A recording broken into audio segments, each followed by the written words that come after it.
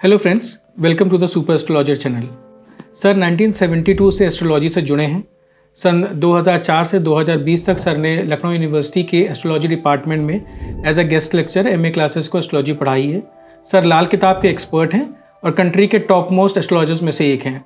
Sir सबसे पहले हमारे यूजर्स को बताइए कि ये लाल किताब है क्या, इसका कुछ इंट्रोडक्शन, कुछ डिटेल शेयर करिए। जी, असल में लाल किताब यूनिवर्सिटी में एमए फाइनल में कोर्स में है और अब तो चतुर्थ सेमेस्टर लास्ट सेमेस्टर में कोर्स में है। और शायद कोर्स में इसलिए रखी गई कि इसमें फलादेश के साथ साथ उपाय की भी व्यवस्था है और इसके उपाय कारगर होते हैं। उसका कारण मुख्य रूप से ये है कि ये उपाय जो हैं ग्रहों से संबंधित वस्तुओं के द्वारा किए जाते हैं। जैसे कि अगर बृहस्पति का उपाय करना है तो बृहस्पति से संबंधित वस्तुएं जैसे केसर है, सोना है, चने की दाल है, साबुत हल्दी है, पीले वस्त्र हैं, पीले फूल हैं, इनके द्वारा बृहस्पति के उपाय किए जाएंगे। और जब इस प्रकार से उपाय किए जाते हैं तो उपाय फलीभूत होते हैं क्योंकि उनका संबंध ग्रह से होता है। जैसे कि आजकल आप लोग देखते हैं कि बहुत से ज्योतिषी लोग टीवी इत्यादि पे उपाय बता देते हैं, वो मनगढ़ंत होते हैं, उनका ग्रहों से कोई संबंध नहीं होता है। वो कुछ भी उपाय बता देंगे तो इसलिए वो उपाय फलीभूत नहीं होते हैं, असर नहीं करते हैं। लाल किताब के उपाय इसीलिए असरदार हैं क्योंकि इनका सीधा संबंध ग्रहों से है और ये आसानी से किए जा सकते हैं।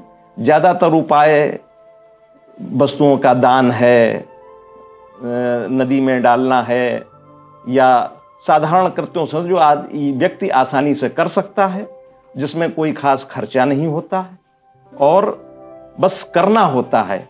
और उपाय एक प्रकार से कर्म ही हैं जो आपके ग्रहों के अशुभ फल को ग्रहों में के जन्म पत्र में अपनी ग्रह स्थिति के अनुसार अशुभ प्रभाव को, ग्रह दोष को दूर करने के लिए, निवारण के लिए किए जाते हैं। उपाय करने से अनुकूल अवसर बनता है, काम बनते हैं, कर्म फलीभूत होते हैं। कर्म फलीभूत से मेरा आशय यह है कि लाल किताब के अनुसार भाग्य की परिभाषा यह है कि आदमी कितनी मेहनत करता है और उसको क्या प्राप्त होता है।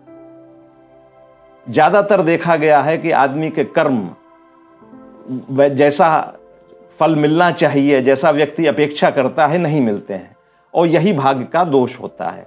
यानी भाग्य, जो भाग्यशाली हैं वो उनके कर्म ज़्यादा फलीभूत होते हैं और जो भाग्यशाली नहीं हैं वो बहुत मेहनत करते हैं और तब भी उसके फल में उनको आशा से कम ही प्राप्त होता है।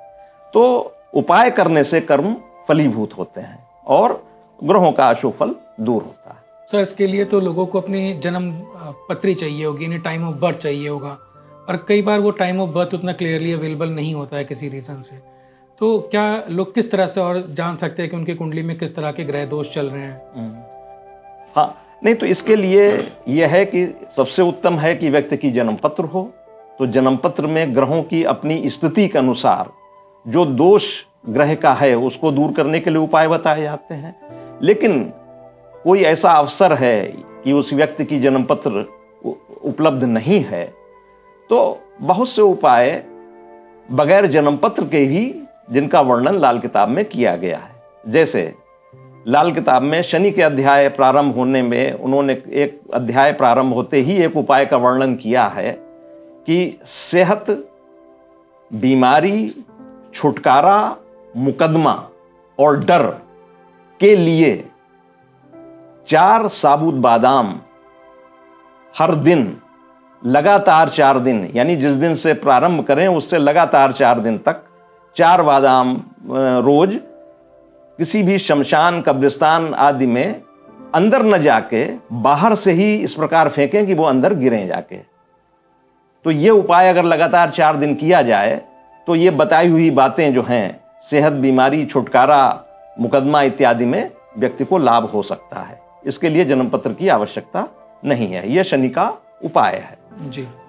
उसके बाद जैसे अगर किसी को बुखार बना रहता है और टाइफाइड है या बुखार नहीं उतरता है या शरीर में बना रहता है, तो लाल किताब में बुखार का कारक ग्रह राहु को माना गया है और राहु की वस्तु होती है जौ, और उसका उपाय सूर्य से किया जाता है, अर्थात गुड़।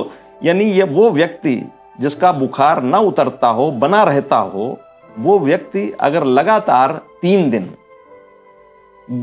जौ और गुड़ का दान करे, चाहे मंदिर में या किसी व्यक्ति को, उत्तम है कि वो मंदिर में करे, लेकिन उसका समय निर्धारित है। जो राहु के समय किया जाता है, अर्थात सूर्यास्त के बाद और रात होने से पहले, जो लगभग 20 मिनट का समय होता है, उस समय के दौरान अगर जौ और गुड़ का दान वो मंदिर में करे तो उसका बुखार समाप्त हो जाएगा। और इसमें जौ और गुड़ की मात्रा लाल किताब के उपायों में किसी भी ग्रह से संबंधित जिस वस्तु का उपाय कर रहे हैं उसमें मात्रा का कहीं पे उल्लेख नहीं है, अर्थात कितना गुड़ और कितना जौ इसका उल्लेख नहीं है। लेकिन मान लिया जाए कि प्रतिदिन आधा किलो गुड़ और थोड़े जौ वो अगर उसका दान कर दिया जाए, लेकिन इस लगातार 3 दिन किया जाएगा और उसका समय राहु का समय, यानी अर्थात शाम को सूर्यास्त के बाद और रात होने से पहले होगा।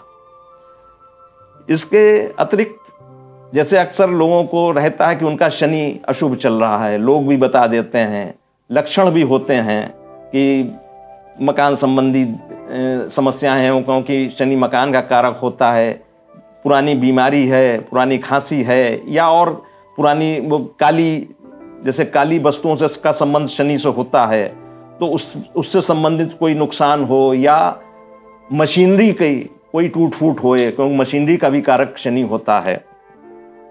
तो अगर शनि अशुभ चल रहा हो तो पीपल के वृक्ष के नीचे शनि अर्थात कड़ुए सरसों के तेल का दीपक, जिसमें काले तिल या काले साबुत उड़द पड़े हों, वो अगर पीपल के नीचे रख देता है तो शनि का उपाय हो जाता है। इसके पीछे आशय ये है कि लाल किताब के अनुसार बृहस्पति के स्थानों में शनि अशुभ फल नहीं देता। तो क्योंकि पीपल का वृक्ष जो है वो बृहस्पति का स्थान है, बृहस्पति का संबंधित वृक्ष है, और सरसों के तेल का दिया जिसमें साबुत उड़द पड़े हों वो शनि का प्रतीक है। तो सरसों के तेल का दीपक अगर उसके पीपल के वृक्ष के नीचे रखा जाता है तो शनि का अशुभ प्रभाव समाप्त होता है, दूर होता है। इसके अतिरिक्त एक और आसान शनि का उपाय है, वो ये है कि सरसों के तेल किसी एक छोटे से बर्तन में मात्रा माने नहीं रखती है, थोड़ा सा तेल, सरसों का तेल लें, उसमें अपना मुंह देखें, चेहरा देखना ये आवश्यक है। इसको छाया पात्र दान कहते हैं। और उस तेल का दान जो शनिवार के दिन मांगने वाले आते हैं उनको दे दे, साथ में कुछ पैसे दे दे, या उस तेल का दान करे, वो करते हुए तो शनि का अशुभ प्रभाव दूर होता है। इसके लिए भी कोई जन्म पत्र की आवश्यकता नहीं है। इसके अतिरिक्त कुछ और उपाय हैं, जैसे कि कहा जाता है कि पहले परंपरा थी कि रसोई में बैठ के भोजन किया जाता था। उसका मुख्य कारण यह था कि चूल्हा अर्थात राहु वो रसोई है और भोजन मंगल है। तो अगर, और ये लाल किताब का सिद्धांत है कि मंगल के साथ अगर राहु स्थित है जन्म पत्र में तो राहु अशुभ फल नहीं देता। अर्थात अगर भोजन रसोई घर के पास में डाइनिंग टेबल हो इत्यादि हो या रसोई में बैठ के किया जाए तो राहु का अशुभ फल नहीं होता। वो इस प्रकार से कि जैसे आजकल ज्यादातर देखा जाता है कि लोग रसोई क्या डाइनिंग टेबल भी छोड़ दीजिए, टीवी के सामने बैठ के भोजन करते हैं, और ऐसा करना अशुभ है। तो राहु के अशुभ प्रभाव को दूर करने के लिए भोजन बनने के स्थान के समीप बैठकर ही भोजन करें। जी हो गया। इसके बाद अगर जन्म पत्र नहीं है तो अन्य कोई लक्षण है, जैसे कि अगर किसी व्यक्ति को सरकारी नौकरी या राज दरबार से संबंधित ठेका इत्यादि या जिसका संबंध गवर्नमेंट से हो, सरकार से हो, उससे संबंधित कोई बाधा आ रही है, उसके काम में या उसकी नौकरी में किसी प्रकार की बाधा आ रही है, तो चूंकि लाल किताब में राज दरबार या गवर्नमेंट का कारक सूर्य होता है, तो उसके लिए बहुत उचित उपाय होगा और आसान उपाय होगा कि वो घर से निकल के कुछ दिन तक, जब तक वो समस्या बनी रहती है, तो रोज नदी पे जाके और थोड़ा सा गुड़, जिसकी मात्रा निश्चित नहीं है, गुड़ की एक डेली नदी में फेंक दे, डाल दे, तो सूर्य का अशुभ प्रभाव यानी राज दरबार से संबंधित अशुभ जो बाधा है वो दूर होगी। इसी प्रकार और ग्रहों के लिए भी है कि जैसे चंद्रमा जो आयु, शिक्षा, मन और धन का कारक होता है, इससे संबंधित कोई वो होती है, तो चंद्रमा का सबसे आसान और सर्वोत्तम उपाय यह है कि बूढ़ी औरतें या अपनी माता, दादी, नानी इत्यादि के प्रतिदिन पैर छुए और उनसे आशीर्वाद ले, तो चंद्रमा का उपाय हो जाता है। इसी प्रकार अगर पत्नी का स्वास्थ्य खराब रहता है तो शुक्र की वस्तु होती है ज्वार, तो ज्वार का दान करें या थोड़ी सी ज्वार को जमीन में दबाएं या कांसे के बर्तन का दान मंदिर में करें और गाय को कुछ भोजन का भाग दें। जैसे कि पुराने समय में ये गौग्रास निकाला जाता था, सभी को पता है कि भोजन में से 3 भाग करके निकाले जाते थे, जिसमें एक भाग गाय को, एक कौवे को और एक कुत्ते को डाला जाता था। लाल किताब के अनुसार यह शुक्र, बुध, शनि का इकट्ठा उपाय होता है और ऐसा करने से घर में सुख शांति बनी रहती है, बच्चों की उन्नति होती है और सबकी रक्षा होती रहती है, परिवार होता है। उसी प्रकार से अगर पत्नी के स्वास्थ्य से संबंधित है तो गाय को भोजन दें, पुत्र की उन्नति हो, उसकी रक्षा बनी रहे, उसका स्वास्थ्य उत्तम रहे, उसके लिए क्योंकि पुत्र का संबंध केतु से होता है, तो केतु का जानवर कुत्ता है, तो कुत्ते को भोजन देते रहना पुत्र के लिए लाभकारी होता है। शनि के लिए कौवे को भोजन, और इसके अतिरिक्त अगर पुत्री को कोई कष्ट है तो पुत्री का कारक लाल किताब के अनुसार बुध ग्रह होता है, तो इसीलिए और लाल किताब के सिद्धांत के अनुसार जब कोई ग्रह के उपाय कार्य न देते हों तब भी ऐसा माना जाता है कि सबसे अंत में बुध का उपाय किया जाता है। इसीलिए शायद साल में 2 मर्तबे जो कन्या खिलाने का अपने यहाँ एक प्रचलन है, सामाजिक प्रचलन है, 9 व्रत में कन्याओं को, छोटी कन्याओं को भोजन कराया जाता है, उनसे आशीर्वाद लिया जाता है। वो उसके पीछे मूल कारण यही है कि छोटी कन्या, 6-7 वर्ष से छोटी कन्या जो है वो बुध ग्रह का प्रतीक होती है, उसको भोजन या दान देना और उससे आशीर्वाद लेना बुध ग्रह का एक प्रमुख उपाय है।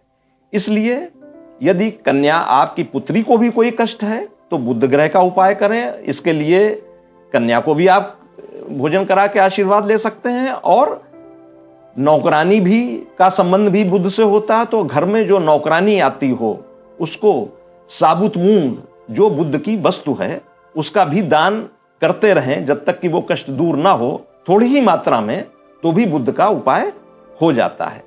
झगड़े फसाद जिसका कारक राहु है, उससे संबंधित कोई दोष चल रहा हो तो सफाई कर्मचारी किसी भी प्रकार के सफाई कर्मचारी को लाल मसूर का दान करना राहु ग्रह के अशुभ प्रभाव को दूर करता है। तो इस प्रकार से लक्षण के अनुसार ग्रहों के भी उपाय हैं। सर ये तो बहुत अच्छा आपने बताया, पर अब जैसे आपने एक बात बीमारी की थी कि अगर वाइफ बीमार है तो हम शुक्र ग्रह का उपाय कर सकते हैं, तो इसी तरह क्या हर ग्रह से किसी तरह की बीमारी रिलेटेड है? अब बीमारी के संबंध में, बीमारियों का संबंध ग्रहों से है, ये बात निश्चित है। दूसरे ये भी है कि लाल किताब में उल्लेख है उपायों का कि बीमारी अगर घर में बस जाए, अर्थात घर का कोई ना कोई सदस्य बीमार होता रहे लगातार, और या व्यक्ति बीमार होता है, ठीक होता है, फिर बीमार हो जाता है, अर्थात बीमारी अगर घर में बस जाए तो उसके लिए कुछ सामान्य उपायों का उल्लेख किया गया है। इसके लिए जैसे प्रथम यह है कि पूरा पका हुआ कद्दू, जैसे हलवा बनाने के लिए इससे प्रयोग किया जाता था, पूरा पका कद्दू का दान मंदिर में कर दिया जाए 6 महीने में एक बार, तो इससे घर की बीमारी दूर होती है।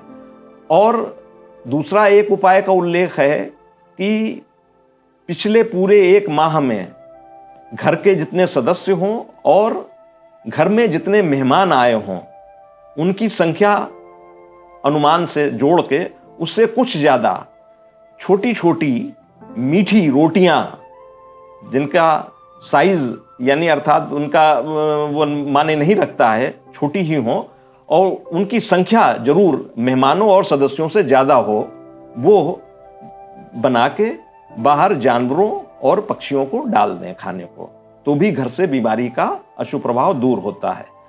और कोई व्यक्ति अगर लगातार बीमार रहता है तो यह भी एक उपाय का उल्लेख है कि उसके सिरहाने रोज रात में, पुराना समय होता तो तांबे के पैसे रखे जाते थे, आज ये है कि कुछ रुपए रखे जा सकते हैं, सिक्के हो तो ज़्यादा अच्छा है, और वो रख के सवेरे जो है वो उसका दान कर दें सफाई कर्मचारी को, किसी सफाई कर्मचारी को उसका दान कर दें। इसके अतिरिक्त एक और उपाय का उल्लेख है कि जो व्यक्ति बीमार रहता है तो उसके पलंग के नीचे किसी पात्र में थोड़ा सा जल रख दें और वो जल रात भर रखे रहने के बाद सुबह एक अच्छी जगह पे अर्थात किसी गमले इत्यादि में डाल दें, तो भी बीमारी का अशुभ प्रभाव दूर होता है। इसके बाद एक चीज का और भी उल्लेख किया जाता है कि अगर किसी स्त्री को गर्भपात हो जाता है, गर्भ नहीं ठहरता, इस बात की समस्या है, तो उसके लिए उल्लेख है कि उस स्त्री को प्रारंभ से ही अपनी नाभि पे केसर घिस के लगाए अगर लगातार, और गर्भ स्थापित होने के बाद पूरे 9 महीने अगर वो केसर रोज थोड़ी सी नाभि पे लगाती रहे तो उससे गर्भपात होने की संभावना भी खत्म होती है, और जब जो संतान उत्पन्न होएगी तो वो भी सुरक्षित और शुभ होएगी। इसके अतिरिक्त किसी गर्भवती महिला जिसके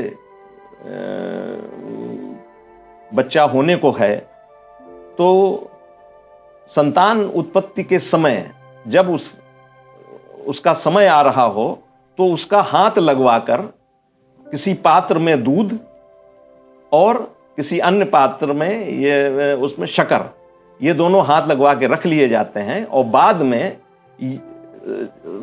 संतान उत्पत्ति के बाद ये दोनों ही चीजें दूध और शक्कर मंदिर में भेज दिया जाता है।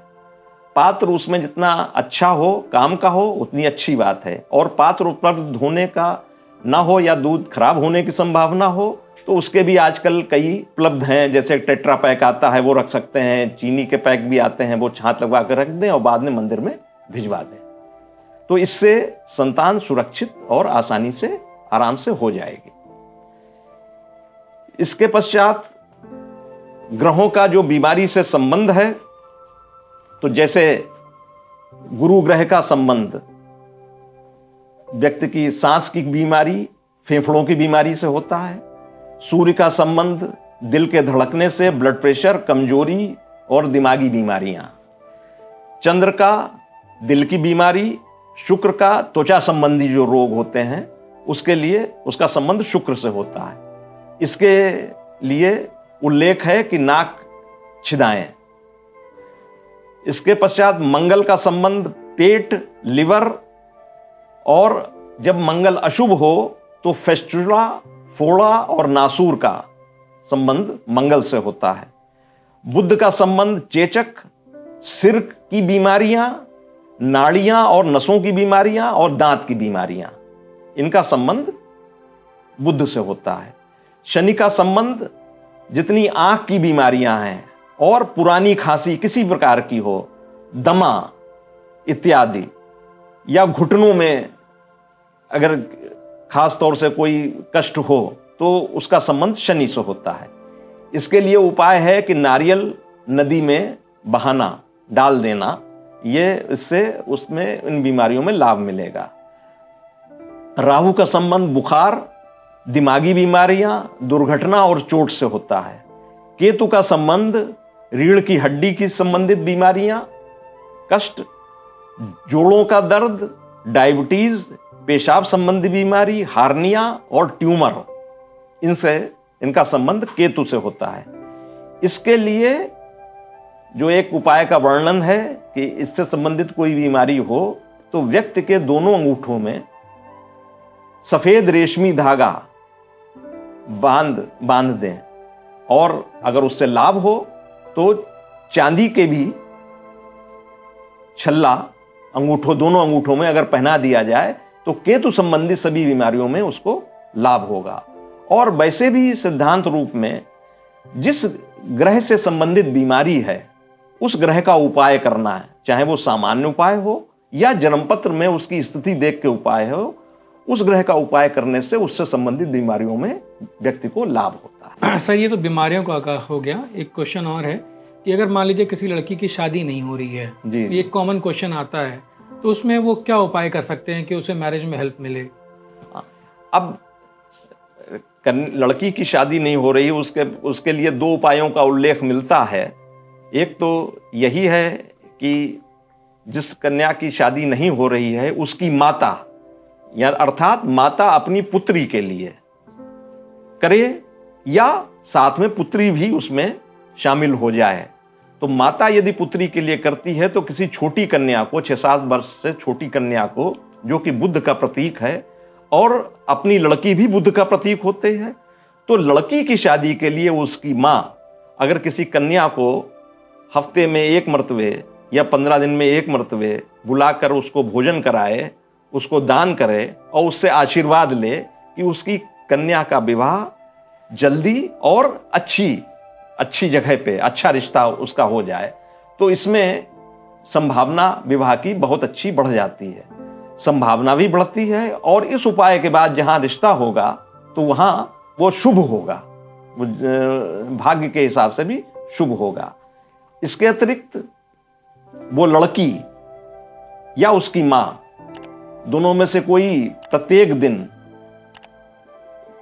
देशी घी की बत्तियां, दीपक जला के और घर के तुलसी के वृक्ष के नीचे रखे और पुत्री के विवाह की कामना करे, या वो पुत्री जिसका विवाह होना है वो ऐसा करके विवाह की कामना करे, तो विवाह की संभावना का बहुत बढ़ जाएगी, और जब विवाह होगा तो वो अनुकूल होगा और शुभ होगा। जी, तो सर ये तो आपने बताया कि चीज़ों से उपाय, पर क्या ऐसा है कि लोग अपना व्यवहार चेंज करके भी किसी तरह का उपाय कर सकते हैं? अब व्यक्ति का व्यवहार जो है उसका संबंध बहुत कुछ ग्रहों से होता है। जैसे कि कोई व्यक्ति अगर किसी बुजुर्ग व्यक्ति गुरु का, अपने पिता, अपने बाबा का अपमान करता है तो वो अपना बृहस्पति स्वयं नष्ट कर रहा है। भाई से झगड़ा करता है, कारण इसका कुछ भी हो, कि दोष चाहे भाई का ही हो, लेकिन अगर झगड़ा होता है तो वो उस व्यक्ति का मंगल अशुभ होता है। औरतों का अपमान करता है या अपनी पत्नी का अपमान करता है तो शुक्र ग्रह शुभ होता है। माता का अपमान करता है, बूढ़ी औरतों का अपमान करता है तो चंद्र अशुभ होता है। ससुराल से झगड़ा कर लेता है तो राहु अशुभ होता है। बुआ बहन पुत्री से अगर झगड़ा करता है या संबंध अच्छे नहीं होते हैं तो बुध ग्रह का प्रभाव अशुभ हो जाता है। ये जो है, ऐसे करने से वो व्यक्ति ग्रह का प्रभाव अपने आप या स्वयं ही अशुभ बना रहा है। जन्म पत्र में वो ग्रह चाहे अच्छा हो या खराब हो, लेकिन कितना भी जन्म पत्र में अच्छा हो, लेकिन अगर उसका व्यवहार ऐसा है तो वो अपने ग्रह को अपने आप खराब कर रहा है।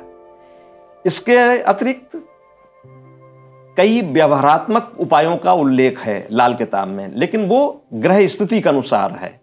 जैसे कि शनि सप्तम स्थान में हो, दशम स्थान में हो, गुरु सप्तम स्थान में हो या दशम स्थान में हो, शुक्र दशम स्थान में हो, तो ऐसे व्यक्ति को चतुर और चालाक होना चाहिए।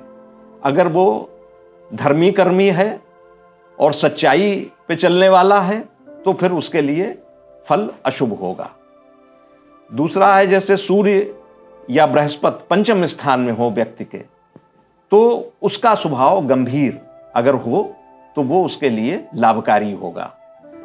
बुध अगर द्वितीय स्थान या नवम स्थान में हो तो उसको नाक छिदवाना, नाक में छिदवाना उसके लिए आवश्यक है, बल्कि यही एक सब सर्वोत्तम उपाय है। यदि किसी व्यक्ति का चंद्रमा पंचम स्थान में हो, सूर्य सप्तम स्थान में हो या बुध 12वें स्थान में हो, तो ऐसे व्यक्ति को क्रोध में अपनी जुबान कड़वी नहीं करनी चाहिए।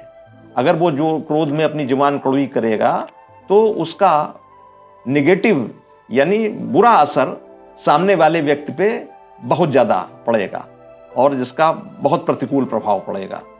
इसके अतिरिक्त यदि चंद्रमा तीसरे स्थान में हो, शुक्र तीसरे स्थान में हो, तो स्त्रियों का सम्मान करना ही उसके भाग्य की नींव होगा। अगर ऐसा व्यक्ति अनुकूल सम्मान स्त्रियों को नहीं देता है या अपमान करता है तो वो अपना भाग्य स्वयं खराब करेगा।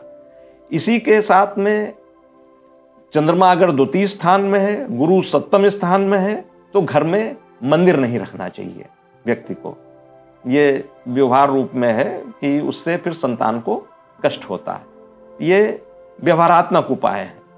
अब ये तो सर आपने बता दिया कि क्या उसे करना चाहिए, पर क्या ग्रह स्थिति के हिसाब से कुछ चीज़ें हैं जो लोगों को अवॉइड करनी चाहिए, कुछ काम जो उन्हें नहीं करने चाहिए? जी, अब इसका भी उल्लेख है ग्रह स्थिति के अनुसार कि जो काम वैसे तो समाज के हिसाब से बड़े अच्छे लगते हैं करना, लेकिन लाल किताब के अनुसार अगर जन्मपत्र में ग्रह स्थिति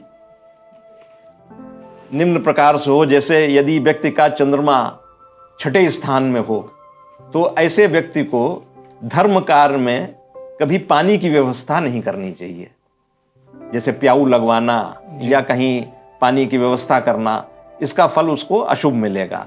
जबकि ये कार्य जो है धर्म संबंधी और अच्छा माना जाता है, लेकिन चंद्रमा जिसका छठे स्थान में उसके लिए ये शुभ नहीं होगा।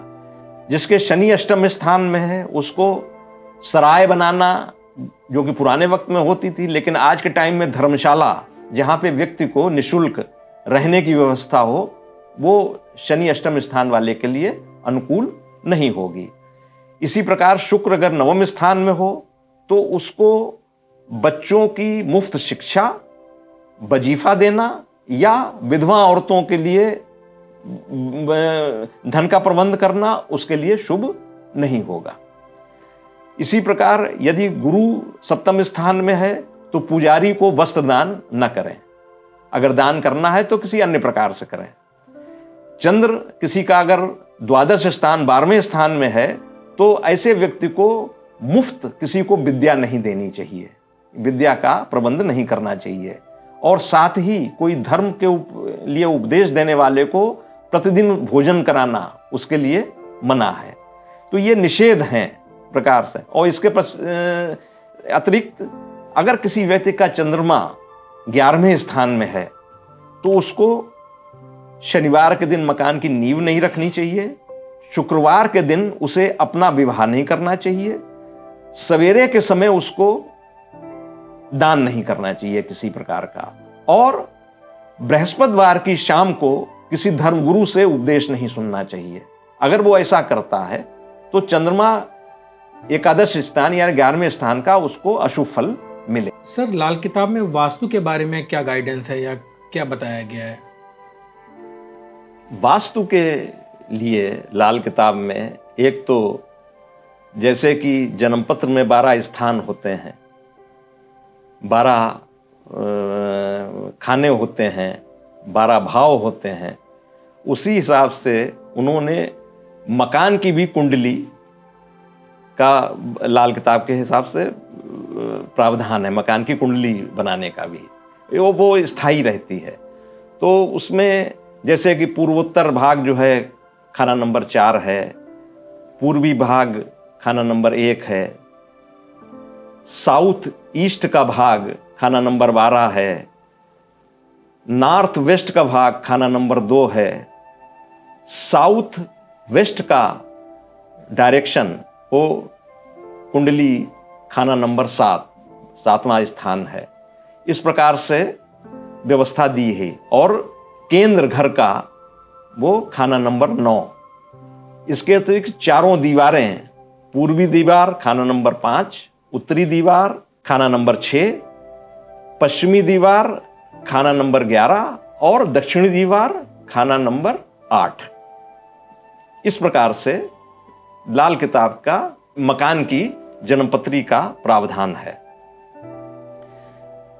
उपाय के तौर पे सिर्फ इतना ही किया जा सकता है कि कोई भी जन्मपत्र में ग्रह अगर अशुभ है, वो जन्मपत्र के अनुसार तय होगा कि अगर कोई ग्रह अशुभ है, जैसे कि अगर किसी व्यक्ति के प्रथम स्थान में लग्न में शनि अथवा राहु हैं, तो वास्तु का प्रावधान यह है कि खाना प्रथम स्थान अर्थात पूर्व दिशा की ओर शनि से संबंधित सामान, जैसे लोहे के भारी सामान, भारी सेफ, अलमारी, भारी मशीनरी, अथवा राहु संबंधी ईंधन, कोयला या लकड़ी इत्यादि नहीं रखना चाहिए, क्योंकि फिर जो जन्मपत्र में राहु या शनि का अशुभ फल है वो मकान के लिए भी अशुभ हो जाएगा। एक तो ये है, ये तो लाल किताब के अनुसार मकान की जन्मपत्र का प्रावधान है। इसके अतिरिक्त कुछ बातें सामान्य तौर पर बताई गई हैं लाल किताब में। लाल किताब में कहा गया है कि घर में फर्श में थोड़ा कच्चा हिस्सा अवश्य होना चाहिए। तो कच्चा हिस्सा जैसे कि अक्सर आजकल नहीं हो पाता है, कच्चा हिस्सा अगर नहीं है तो घर में शुक्र का वास नहीं रह पाता, जो कि आवश्यक होता है। और अगर ऐसा नहीं है, कोई भी कच्चा हिस्सा नहीं है घर पे, तो घर में जैसे मनी प्लांट जो शुक्र का पौधा माना गया है, या आलू का पेड़ छोटा सा, वो भी शुक्र का पौधा माना गया है, इनको अगर स्थापित करते हैं तो वो शुक्र संबंधी दोष दूर होता है। इसके अतिरिक्त वास्तु के अनुसार यह है कि घर में कोई बड़ा मंदिर नहीं रखना चाहिए। भारी मंदिर या भारी मूर्तियां घर में नहीं रखनी चाहिए, क्योंकि अगर भारी मंदिर या भारी मूर्तियां रखेगा तो उस परिवार में बच्चों को कष्ट हो सकता है। और दूसरे, वैसे भी घर में भारी मंदिर या भारी मूर्तियां इसलिए भी नहीं रखनी चाहिए क्योंकि पास के ही कमरे में टॉयलेट होती है या स्नान घर होता है, तो मंदिर के में कोई स्नान घर या शौचालय नहीं हुआ करते हैं। ये एक प्रावधान है वास्तु का। तो घर में ये चूंकि संभव नहीं है, तो घर में मंदिर के स्थान पे केवल देवताओं की फोटो लगाकर एक स्थान बना लें जहां देवताओं के या अपने इष्ट देव की फोटो लगा लें, और या बहुत ही छोटी मूर्ति रख के तो वहां पे घर में काम चलाऊ पूजा पाठ कर लें। तो ये एक वास्तु के हिसाब से एक प्रावधान है जन्मपत्र का। इसके अतिरिक्त घर का अगर कोई दक्षिणी द्वार है तो उसको एक छोटी सी लोहे की कील से कील दिया जाता है, तो उसका दोष समाप्त होता है। इसके अतिरिक्त अगर घर में राहु का प्रभाव अशुभ है, जिसका प्रमुख लक्षण होता है कि घर में बीमारी बनी रहती है, खास तौर से औरतें पीड़ित रहती हैं, अगर ऐसा है तो उसमें वास्तु का एक प्रावधान लाल किताब में किया है कि उसको घर के मुख्य द्वार की देहरी के नीचे चांदी का पतरा बिछाना चाहिए, डालना चाहिए। उससे घर के समस्त वास्तु दोषों का निवारण होता है और राहु का अशुभ प्रभाव दूर होता है।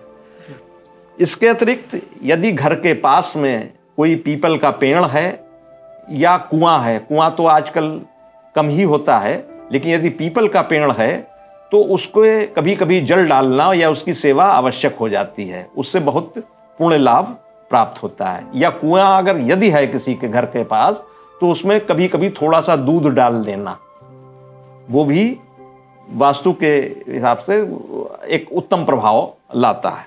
एक क्वेश्चन का सर और जवाब बताइए। लोग जानना चाहते हैं कि ये ट्रांसफ़र प्रमोशन जो होता है, इनकी समस्याएं लोगों को रहती हैं, तो इसका लाल किताब में क्या प्रावधान बताया गया है? लाल किताब में ट्रांसफर अर्थात सफर का कारक केतु को माना गया है। अब इसके लिए जन्मपत्र आवश्यक है, क्योंकि केतु की वर्षफल के अनुसार किस स्थान में केतु है उससे निर्धारित होता है कि ट्रांसफर फलीभूत होगा कि नहीं होगा, रुक जाएगा, ट्रांसफर के साथ प्रमोशन भी होगा या नहीं होगा, ट्रांसफर होने के बाद वापस आना पड़ेगा। यह केतु की स्थिति से निर्धारित होता है। इसके लिए जन्मपत्र आवश्यक है। जैसे कि अगर वर्षफल में केतु प्रथम स्थान में हो तो उस व्यक्ति को का ट्रांसफर अगर हो भी गया तो वो फलीभूत नहीं होगा। अगर वो गया तो उसे बहुत ही जल्द वापस आना पड़ेगा। तो इस प्रकार से केतु की अन्य स्थानों में जो स्थितियां हैं वर्षफल के अनुसार उसका प्रावधान है। इसके अतिरिक्त जो आपने प्रमोशन के बारे में पूछा तो उसका कोई निश्चित भविष्य कथन लाल किताब में नहीं है। उसके लिए व्यक्ति को अपनी जन्मपत्र के अनुसार उपाय, जो ग्रह दोष दूर करने के निवारण के होते उपाय हैं, और इसमें भी उपायों के भी दो प्रकार से प्रावधान होते हैं लाल किताब में। एक तो उपाय जन्म के ग्रह यानी जन्मपत्री के अनुसार बताए जाते हैं, ग्रहों की स्थिति के अनुसार ग्रह दोष निवारण हेतु बताए जाते हैं। और यदि समस्या तात्कालिक होती है, तात्कालिक अर्थात कुछ ही महीनों में जिसका परिणाम आ जाना है, खासतौर से प्रमोशन है या ट्रांसफर है, इस संबंधी समस्याएं हैं, तो उसके लिए वर्षफल चार्ट बनाया जाता है। यानी इस वर्ष ग्रहों की स्थिति क्या चल रही है लाल किताब के अनुसार, तब उपाय वर्षफल के ग्रहों की स्थिति के अनुसार बताए जाते हैं। सर, लाल किताब में कुत्ते की सेवा करना है, कुत्ता पालने का क्या महत्व बताया गया है? अब लाल किताब में कुत्ते का महत्व एक प्रकार से जानवरों में सर्वाधिक है। उसका कारण यह भी है कि लाल किताब में पापी ग्रह 3 माने गए हैं, राहु, केतु और शनि। और यह भी कहा जाता है कि केतु का उपाय करने से राहु का उपाय हो जाता है। केतु का जानवर कुत्ता होता है। और लाल किताब का एक सिद्धांत है कि जिस ग्रह का उपाय करना हो, जिसका दोष दूर करना हो, उस ग्रह के जानवर को भोजन कराया जाए, उसको उसकी मनपसंद चीज मतलब वस्तु खिलाई जाए। अब दूसरा, कुत्ते का एक विशेष गुण होता है, जैसा कि लाल किताब में उल्लेख है कि कुत्ता इतना स्वामिभक्त और वफादार जानवर होता है कि एक प्रकार से उसकी स्वामी भक्ति की पराकाष्ठा यह होती है कि अपने स्वामी की बला, उसके ऊपर आने वाली बला को वो स्वयं अपने ऊपर लेता है। अर्थात अगर स्वामी का कुछ अशुभ होना है, एक्सीडेंट इत्यादि होना है, या स्वामी की मृत्यु होनी है, तो उसके स्थान पे कुत्ता ही उस मृत्यु को अपने ऊपर ले लेता है, वो मर जाता है। ऐसी स्थिति में जो व्यक्ति कुत्ता पालते हैं, उनका कुत्ता अगर अचानक मर जाए बगैर किसी खास कारण के, बगैर किसी बीमारी के, तो इसके माने पूरी संभावना है कि उसने घर के किसी सदस्य की बला अपने ऊपर ली है। ऐसे में 40 दिन के अंदर दूसरा कुत्ता जरूर ले आए, पाल लें, जब तक कि वो बला खत्म ना हो जाए। और अगर यदि कुत्ता नहीं पाल सकते हैं तो कोई, क्योंकि कुत्ता अगर पालें तो फिर उसकी सेवा करनी होगी, उसको खाली चौकीदारी और उसको कष्ट देने से बजाय लाभ के और नुकसान हो सकता है। और पालने की स्थिति अगर नहीं है तो व्यक्ति को, जो सड़क के कुत्ते होते हैं, उनको मीठा बिस्कुट आदि रख दिया और वो अपने आप आएंगे, वो खा लेंगे, चले जाएंगे। तो उनको डालते रहने से, चूंकि कुत्ता केतु का जानवर है और केतु संतान का कारक है, तो कुत्ते को पालने से या कुत्ते को डेली भोजन देने से प्रतिदिन संतान की रक्षा होती है।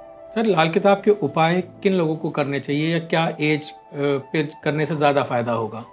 देखिए, लाल किताब के सिद्धांत के अनुसार तो जैसा उसमें वर्णन है, ग्रहों की भी उम्र होती है, और इस सिद्धांत के अनुसार अपवाद को छोड़ दें, जैसा कि विशेष परिस्थितियों में उल्लेख है, जनरली 60 साल के पश्चात जब आदमी ने व्यक्ति ने अपने जीवन का काफी कुछ हिस्सा देख लिया, वो हो गया, तो उपाय सिर्फ स्वास्थ्य के लिए लाभकारी हो सकते हैं, क्योंकि इस आयु पे कोई विशेष दिशा का निर्धारण या कर्म भी इतना फल नहीं देते, वो तो इसके लिए मतलब स्वास्थ्य संबंधी उपाय विशेष लाभकारी रह जाते हैं, अन्य उपाय उतने लाभकारी एक उम्र के पश्चात नहीं रह जाते हैं। लेकिन सर्वाधिक लाभ उन लोगों को होता है जो अभी कर्म में हैं, जिनका कैरियर अभी बाकी है, उन व्यक्ति, और उनसे भी ज्यादा उनके लिए लाभकारी है जिनकी उम्र, कम उम्र के बच्चे 13 साल से 12 साल से आयु से 24-25 साल की आयु के मध्य के जो बच्चे हैं, उनके लिए उपाय विशेष लाभकारी होते हैं। जैसे देखा गया है कि इससे केवल बुद्ध पंचम या एकादश होने पे अगर उसे तांबे का पैसा पहना दिया गया तो उनका कैरियर फिर अप्रत्याशित रूप से उत्तम हो जाता है, ऐसा अनुभव में देखा गया। इसी प्रकार से छोटे छोटे उपाय होते हैं जो वो लड़का या बच्चा स्वयं करे, और अगर वो नहीं कर सकता है किसी कारणवश तो उसके रक्त संबंधी यानी उसकी माँ कर सकती है, माँ पिता भी कर सकते हैं। ऐसा करने से वो उपाय विशेष प्रभावकारी होते हैं, क्योंकि उन बच्चों का पूरा जीवन और पूरा कैरियर अभी बाकी है, पूरे कैरियर की दिशा भी निर्धारित होनी बाकी है। उपाय करने से कैरियर की सर्वोत्तम दिशा निर्धारित होती है, कर्म उनके फल देते हैं, और उनका भविष्य जो है वो उत्तम और लाभदायी होता है। तो इसलिए सर्वाधिक लाभ बच्चों को हो सकता है उपाय के लिए। उनकी जन्मपत्र देख के उनके उपाय करना सर्वाधिक प्रभावशाली और लाभकारी होगा। तो सर हमें उम्मीद है आज हमारे यूजर्स को बहुत कुछ अच्छा सीखने को मिला होगा। आपका आने के लिए बहुत बहुत धन्यवाद। ठीक।